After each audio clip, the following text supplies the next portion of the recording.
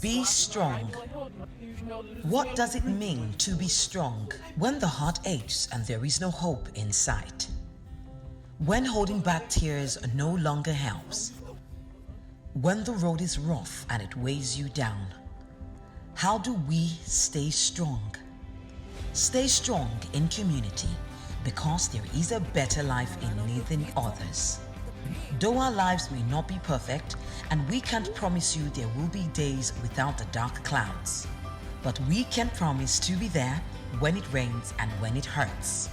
We will be there with you when all seems bleak. We will guide you to wholeness. We are living your dreams.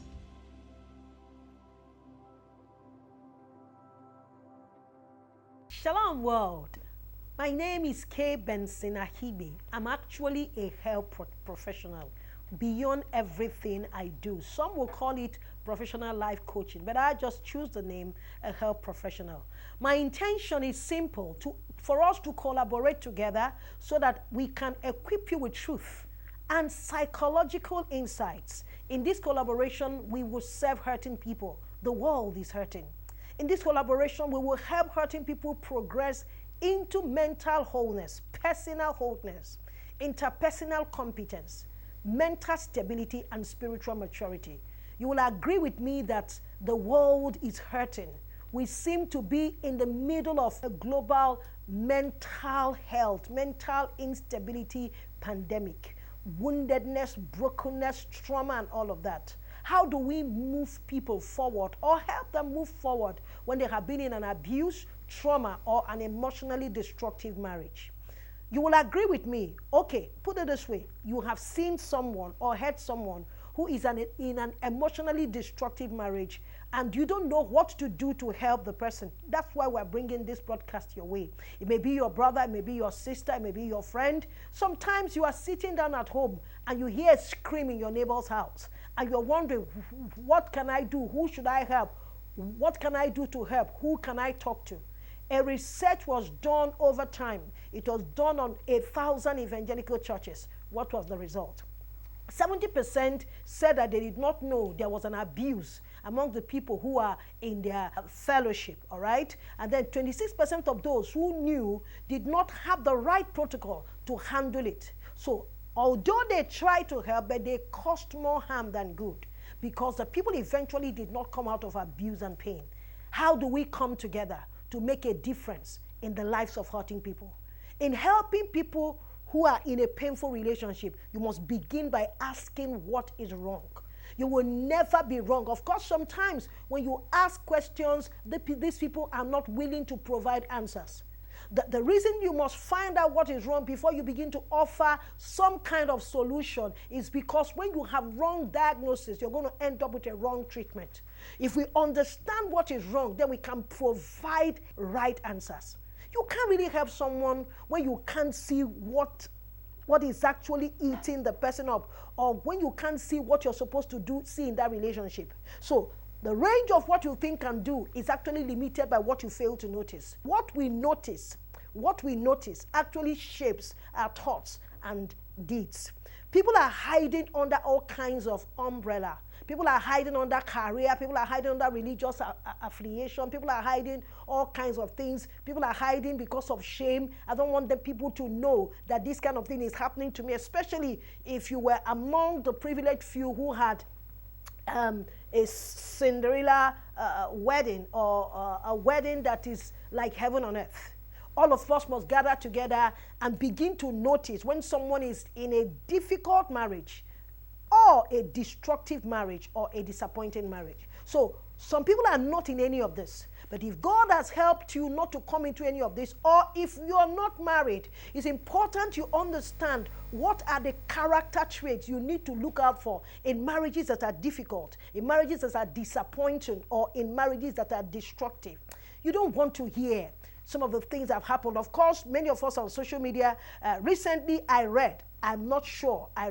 saw it posted, a woman that took out her life, that committed suicide because her husband was having a side chick. You can blame her and judge her and call her all kinds of things. When people are broken, the brokenness have a way of, as it were, filth becomes a filter through which they look at life. They become hopeless and are in a state of self-condemnation. They are not able to come out of the hopelessness. That's why you are in our lives. So let's look at one aspect, difficult marriage. We might not be able to go through the entire process in this broadcast. I'm sure we will end up having maybe a second part, a third part, and a fourth part. But what are the things that you will notice in a difficult marriage? Their toughness and maturity levels are tested by external stressors. This couple are going through stuff. So there are pressures from external stressors. These external stressors are pushing, trying to say, are they relatively healthy?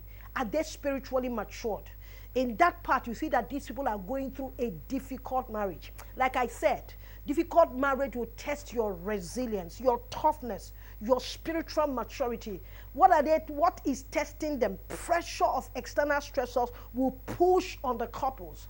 And then this external stressor is saying, how healthy and how spiritually mature are they? So some of the external stressors that could push a marriage to become difficult, you have something we call condemnation, unwarranted guilt and shame.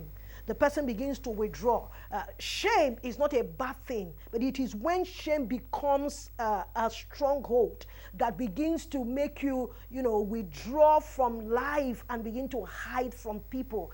Anger and unforgiveness, root of bitterness, blended families. These are some of the external stressors that you can see can come into a life. Special needs child, military family, a lot of deployment. Okay, you just transfer this person here, you transfer the person. Financial problems, difficult in-laws. I can go on and on and on and on. Hey, friends, they need a lot of outside support group. Many people will say, oh, it's my thing. I don't want anybody to hear about it. But like we say in our local parlance, who say make they no laugh am, they go cry am. Most times, when people are in a difficult marriage, it doesn't always turn into a destructive, a disastrous marriage. It's just difficult. So which means they can grow through it, manage themselves, and become stronger. But friends, they need a lot of outside support to help them go through this. Can you stop laughing at people who are going through difficult marriage? Especially if you warn them and told them, oh, this is not going to turn out right. Don't ever say to someone, no, like we say here, say, you deserve it, it serves you right, you're going through it. And sometimes you find out that it happens where someone, you are in a set of friends and then you're married, your friends are not married, and the marriage becomes difficult. You begin hearing all kinds of snare and shame. We need to let people know that they have our back. There must be something you can do to make someone's life better. Christianity is just simply what has been done for you, do it in the life of another person. Do you have a friend who is going through difficult marriage? Will you be ready and willing to help the person grow through it, develop resilience or toughness to be able to be healthy and push through it? I'll be back after this time out. Holy Ghost, Holy Ghost, Holy Ghost,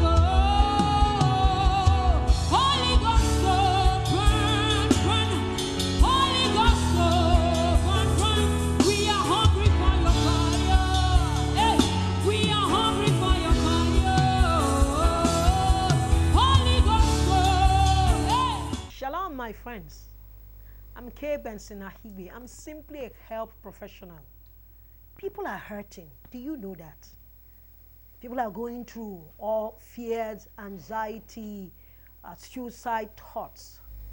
How do we help them come into a place of personal wholeness, interpersonal competence, mental stability, and spiritual maturity?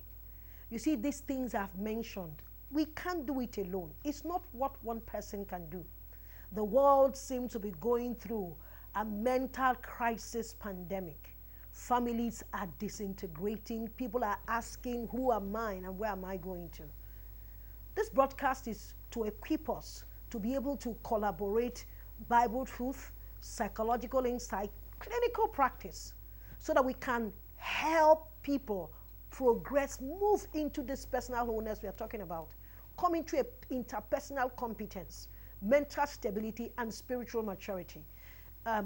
Having been in this kind of work for a very long time, I've noticed that many people are hiding behind their career, behind their jobs, behind I have this, I have that. But we need to come to a point where we realize that the world is going through abuse, the world is going through trauma, and emotionally destructive marriages. Friends, I call you for us to collaborate, to make a whole world of difference for someone. Someone conducted a research many years ago, and it was a religious fair. They asked about 70 religious leaders, do you know if there is abuse among your members? 70% of them said they were not aware there was an abuse, considering that they are teaching values, they are teaching cultures, and they are teaching the truths of the religion that they believe can help the people. But 26% of people say, oh, we know that people are going through abuse, trauma, and even emotionally destructive marriage and relationship. However, they also owned up that they do not have the right protocol to handle it. So instead of helping the people come out of abuse and pain, they are doing more harm than good. As you're talking to me today, you might even be going through trauma, you might be going through abuse or destructive marriage or relationship. It might not even be a relationship that's going to lead to marriage and family. Even at the workplace, the aspects of the people that you are doing relationship and doing life with. You're going through abuse, you're going through trauma, you're going through emotional destructive relationship. Please don't keep quiet because of shame, because of what the opinion of men. Don't keep quiet. And may I say to you that in helping people who are going through painful relationship, you must begin to ask what is wrong. A lot of people who are broken have been broken by trauma, broken by all kinds of abuse, beyond the all kinds of abuse, who are going through things they cannot talk about in their relationship. Most times they don't want to talk about it. They hide it. They project a beautiful smile that says everything is okay. They wear nice clothes and then go for parties, hang out with friends. But this does not solve the problem. Until we understand what is wrong, we will not be able to provide answers for people. Just recently, I read on social media, I didn't verify, but I read it, that a woman committed suicide because of her husband's side chick. That she got home and discovered that she has been replaced. She couldn't take it. She has become hopeless and did not know how to move from that place of brokenness. And she felt that the solution to this challenge is to end her life. Your life is too precious. Your life is too precious. Your life is too wonderful for you to allow it to end on someone's brokenness. The other person is also very broken. And you know something about brokenness. Once you are broken, you will break other people. Hurting people hurt people. So friends, I come back again and said, how can we help people? You can't help them if you can't see what you're supposed to see in their relationship. People are hiding things, hiding behind all kinds of people. People hide behind religion. People hide behind social status. People hide behind their posts at the social media. The reason I'm saying this is that the range of what you think is limited by what you fail to notice. So what you don't notice will shape your thoughts and beliefs and deeds. So you will actually offer someone a help the person does not need. Sometimes you have been in your home and you're hearing a woman or a man by your neighbor screaming and shouting. As I'm talking, your neighbor has told you, your friend has told you that she is in a very emotional, draining relationship. She's going through abuse. And you're saying, and she says, don't tell anybody. I don't want people to laugh at me. Even their mothers, they'll say, oh, we don't want to, you know, this person is actually someone that helps us. We don't want the person to go. So stay on. I'm going to come back and teach you how to notice, or maybe equip you walk you through a process that has to do with how do you notice the difference between someone who is going through a difficult marriage, a destructive marriage, and a disappointing marriage. Now, the character traits are all there. There is something to look for when someone is going through difficult, disappointing, or destructive. What are some of the things you will notice? Let's take difficult marriage. In a difficult marriage, you will notice that their toughness, their resilience, or you are in a difficult marriage. You notice that your toughness, your resilience, your spiritual maturity are being tested by external stressors. There is a pressure of external stressors on you or on your spouse. The stressor is asking, are you relatively healthy? Are you matured spiritually? People have gotten into marriages and they carry their baggage, they carry their woundedness, they carry their childhood trauma, they carried all kinds of things and walk into marriage and make life difficult for another person. And so if you are in a difficult marriage, notice that there are external stressors testing your resilience, testing your maturity, spiritual maturity. So you don't get into marriage until you have built your toughness. Marriage is a long journey, very long journey. So let's look at some of the things that I will maybe define as external stressors. You have unwarranted guilt and shame. And when people are going through unwarranted guilt and shame, they begin to withdraw. They withdraw from their friends, they withdraw from social activities, and we don't get to ask why. And then you have anger, unforgiveness, root of bitterness. Some of the things that I call these negative emotions, and you need to deal with them before you get into marriage. You have special needs child. It will cause a marriage to be difficult. You have military family. You have a lot of deployment, maybe transfer here. Then you have financial problems, difficult in-laws. Sometimes the in-laws are the ones that make life unbearable for the person their wife or their son or their daughter married. What's our solution? They need a lot of support, not judgment, not laughter, not, hey, did I not tell you? Did I not tell you? Sometimes you're secretly happy that the person that married before you eventually has come into a place of difficult marriage. It's not right. It's absolutely very, very wrong. You know why? Whatever you sow, you reap. But do you know that when someone is in a difficult marriage, it doesn't have to turn into a destructive or disastrous marriage. All they need is an outside support to help them to grow. So they'll be able to manage these times of difficulties. And sometimes, like I said, sometimes they actually become stronger and are able to go through that process very, very successfully. Please don't laugh at people. One day I was speaking in a church and I said, Jesus bowed down to wash your legs. And I said to them, if you have ever been helped, help another person. Thank you so much. I will be back and I will talk about disappointing marriages. God bless you. See you again. Welcome back. So we continue our conversation on how to notice emotionally destructive marriages, abuse, and trauma. Like I said, we might not be able to finish it in this one episode. So we might need to have a part 2, a part 3. So watch out for that. Let's talk about disappointing marriage. How many of you walked into a marriage, into a relationship with unrealistic expectation? Who you married is not who you think they are. They don't have all the qualities you think they will have. You had your expectations. I remember that as I grew up in the East, I came from Igbo land, and Christmas is a big deal for us. Come on, every December we're going to go home for Christmas, and there are so many things going on at the same time during the Christmas.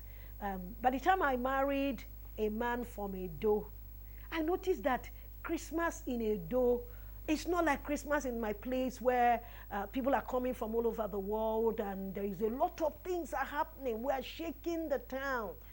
And I actually expected that my husband will allow me go back, as it were, to Christmas in my place. So the first time I said, okay, we need to go for Christmas. So when Christmas is coming, I'm thinking about my village, where Christmas is tough. Like there's not a movie, but there is this hullabaloo about Christmas. He didn't understand what I was talking about. For him, everything is okay, and it took me a long time to adjust to that. So you discover that sometimes you come into marriage, your expectations are so unrealistic. For you, they are not unrealistic because it's your expectation. It is yours. And you have never communicated it to anybody. Never communicated to your spouse. You're expecting that your spouse is a mind reader. Somehow, he will figure out what your expectations are. So, like I said, who you married is not who you think you are. That could be a shocking surprise. The qualities you saw that they had, you discover they don't have such qualities. It was all a show all the time. Do you know that when people are dating, you must understand this, that nobody puts all the 100 cards on the table. Nobody does that. So the ones that has been displayed, you need to know the cards that are missing in this person, because there's nobody that is perfect. This person you want to marry, the cards you have seen, are they the ones that are missing? Is it okay? But some people are good actors and actresses. They could act and act and act. That's where you need discerning of spirit. That's where you need a support group. You don't get into marriage all by yourself. You don't get into a relationship by yourself. You need to ask questions. Ask the people around you who you know that they have sense, so that you don't get into love and then discover you're personally broken, you're destabilized mentally. You need to know some of the qualities you should be looking for. There are qualities you should be looking for. You need to know them, so that you don't come into a disappointment because of unrealistic expectation. The person that, it's not just that the person is a believer. It's not just, that is, you have the values of honesty, integrity, royalty, loyalty. It's not just charm. Oh, this person, oh, I like the way he makes me feel. Anything can make you feel anyhow. A good movie can make you feel well. Because sometimes when you get married, you discover you have made a big mistake. So you need to do this marriage proposal,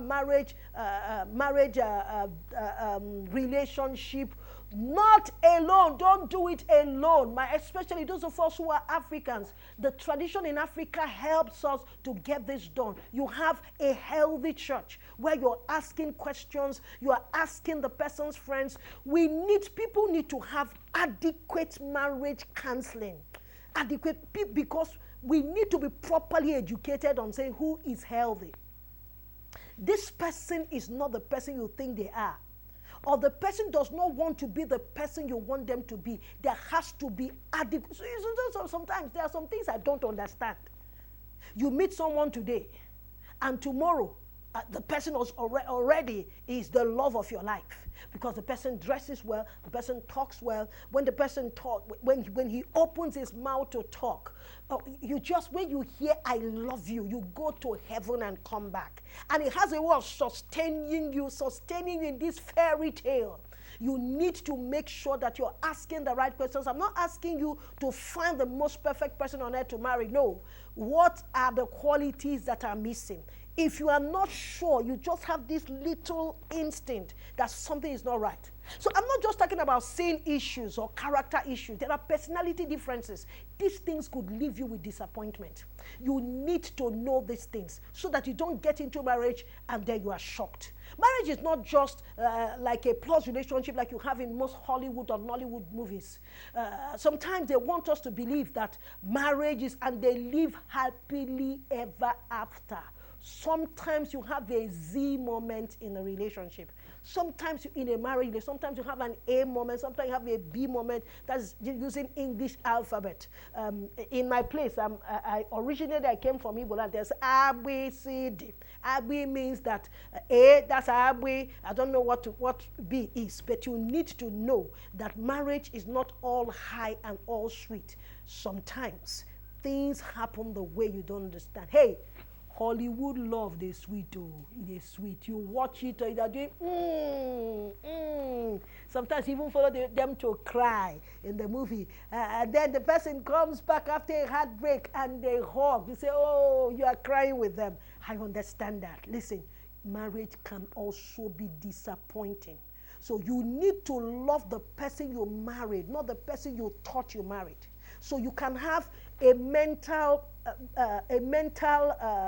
picture of the person that you married, and then you put it on the floor. They are not the same thing. I wanted to marry a very tall person. If you ask me, I don't even know. Eventually, I didn't end up with a very tall person. You need to now start loving the person you have married. Someone say, I don't love fat girls. You have ended up with a girl that is not fat. You have ended up with a girl that is plumpy. It is difficult to have a relationship with someone who does not love you back. The nature of love is such that love always wants to be given out. That's the nature of love. The nature of love and relationship. My wedding, the song I used, she found herself. She found her lover for life. Then two of them joined together in the Lord. Now, friends, if you are in a relationship with someone who does not love you back, don't ask where hellfire is. You have already entered hellfire. It means that the love will be so expensive to run. And you don't need that kind of stress in your life. May I begin to say to you as we round off this particular broadcast, don't ask people in an abusive relationship to lie and pretend so they can keep the relationship without addressing the rottenness. Don't do that. We tell people, please hide it. Don't let anybody know this is happening, especially if the person is a public figure and the person is known everywhere. No, we need to address the rottenness. What is the rot in this relationship? What is causing you to be disappointed? Because if once we address the root cause, I am a Christian, and the breath of God is upon the relationship. So even when you come through those trying and turbulent times, it doesn't leave you so devastated. We'll be talking about emotionally destructive relationship in our next episode. You would like to hear about it. Our society needs people like you and me who know that the family unit must be preserved, who know that the culture, if they are not properly reoriented, if you don't take out the bad part of the culture, it could ruin you, it could ruin your relationship, it could ruin your family. I bring you this wonderful teaching today. Remember, this is a collaboration to equip you so that you can move people who are going through brokenness, move them into personal wholeness, bring them into interpersonal competence, mental stability, and then spiritual maturity. I remain K. Benson-Akhigbe. God bless you. Be strong. What does it mean to be strong when the heart aches and there is no hope in sight? When holding back tears no longer helps? When the road is rough and it weighs you down? How do we stay strong? Stay strong in community because there is a better life in leading others. Though our lives may not be perfect, and we can't promise you there will be days without the dark clouds, but we can promise to be there when it rains and when it hurts. We will be there with you when all seems bleak. We will guide you to wholeness. We are living your dreams.